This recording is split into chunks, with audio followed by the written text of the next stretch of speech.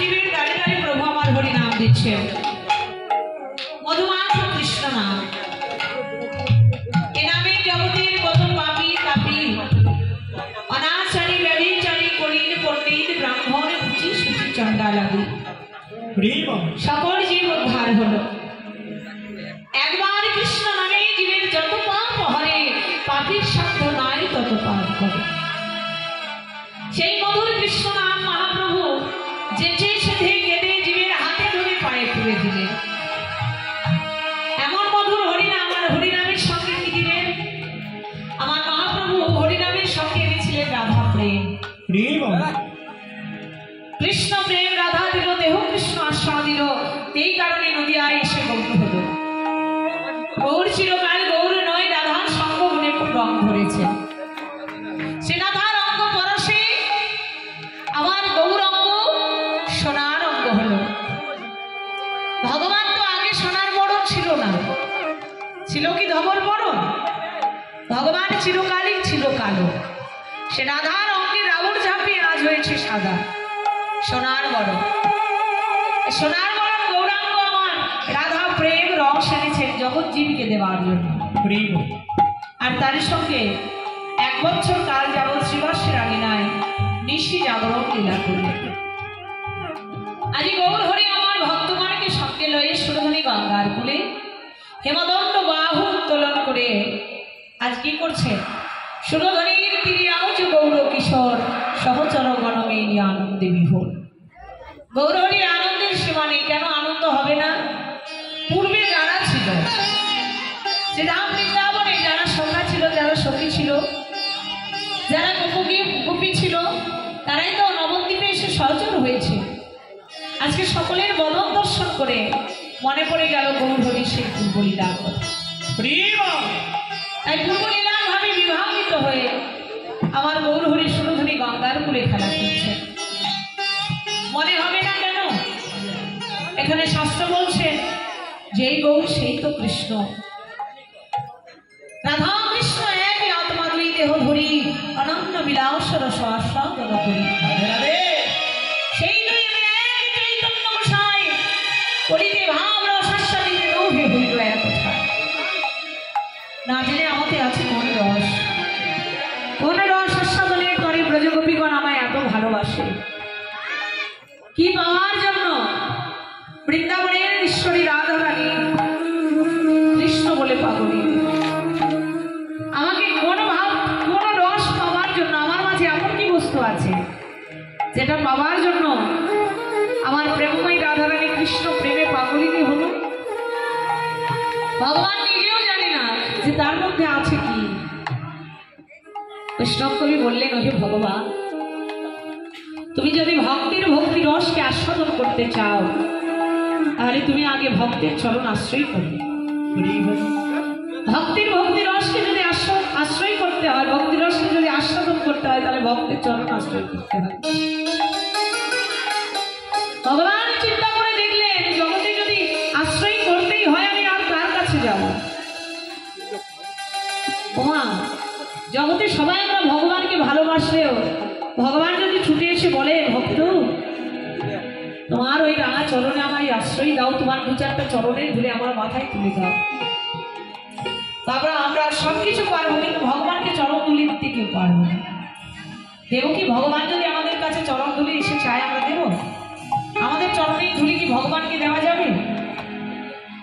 আমরা কেউ দেব না। ভগবান চিন্তা করলে চরণ তুলি যদি পেতেই হয় তাহলে আমি কার কাছে যাবো? কোন ভক্তের কাছে? কে দেবে? এই মধুময় শ্রীরাম বৃন্দাবনে একমাত্র প্রেমময় শ্রীমতী রাধা রানী ছাড়া চরণে ধুলি দেবার মতো ছুটতে ছুটতে রাধা রানীর নিকটে গিয়ে, রাধে গো তোমার চরণের ধুলি আমার মাথায় দাও, তোমার ভাব তোমার কান্তি রয়ে, তোমার চরণ ধুলি আমার মাথায় রয়ে। রাধে গো আগত কলিযুগে আমি গৌর হব,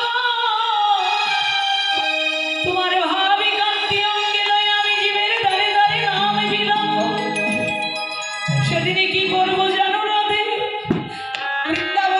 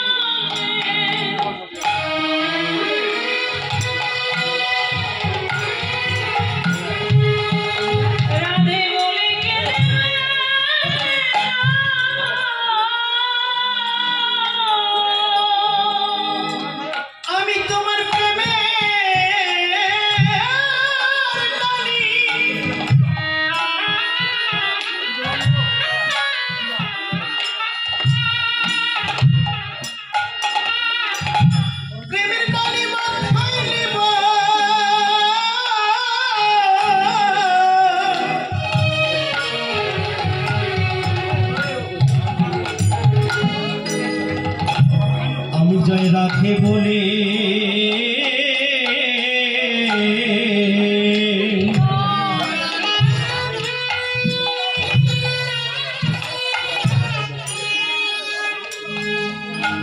আমি জয় রাধে বলে কে দেবা রাম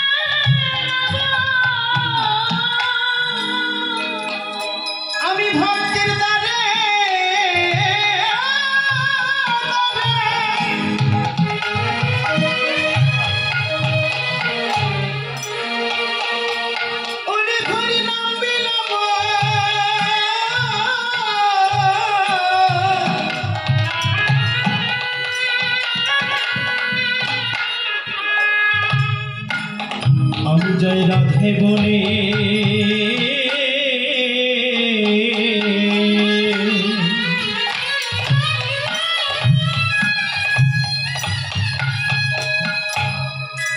জয় রাধে বলে কে দেবা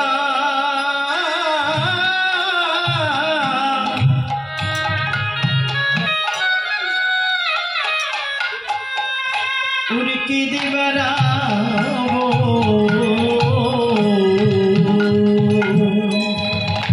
সেদিন ভক্তির দ্বারে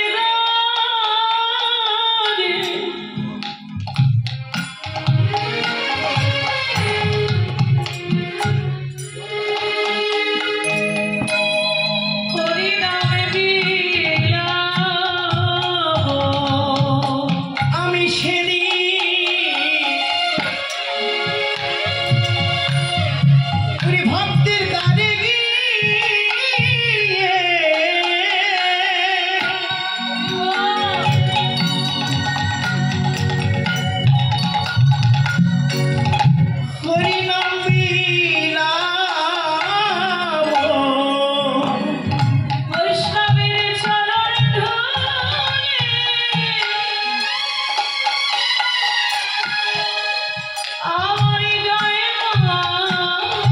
বর্ণ হয় বাবা।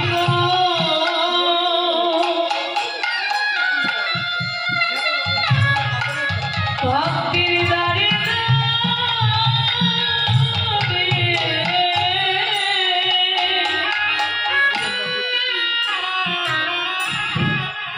হরি নামে বিলাপ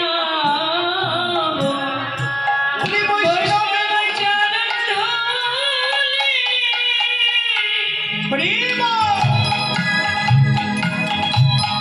আমার গায়ে বাঁধিব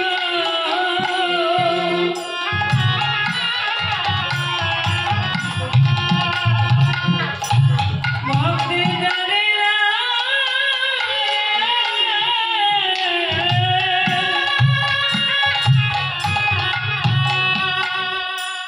হরি